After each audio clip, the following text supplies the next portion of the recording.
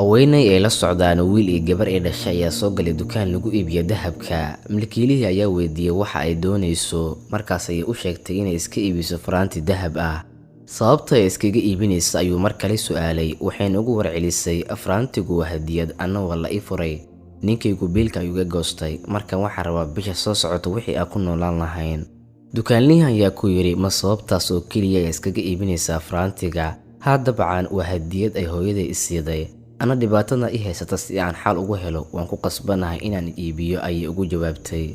wuxuu weydiiyay qiimaha ay ku doonayso. ma garan karo ayay ku tiri, balse qiimaha uu suuqa ka jooga iga sii si aan dhibaatadeena xal ugu helo.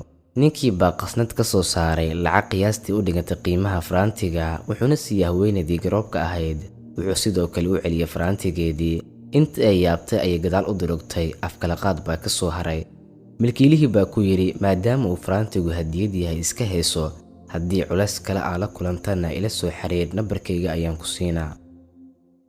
filimwa ayay ku noqontay. inta ay isxajin kari weyday ayay isku duubtay ninkii dukaanlaha ahaa, waxayna ku celcelisay waad mahadsan tahay, aad ayaad u mahadsan tahay.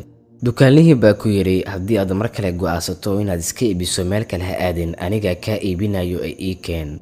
way aqbashay, ilmo farxadeed iyada ku qubanaysa ayayna baxday. naxariistu waa faa'iido ka qaalisan macaashka laga helo ganacsiga. lacag yar oo dadan yar ah aad u kala yaryarayso waxay ka fiican tahay in hal qof aad siido wax weyn oo anfici kara. hadiyada nooc kastaba ha ahaatee waa in la ilaaliyaa haddii ay keed geli karto, xitaa haddii aad xumaan ku kala tagtaan qofka kuu keenay. wassalaamu calaykum waraxmatullaahi wabarakaatu.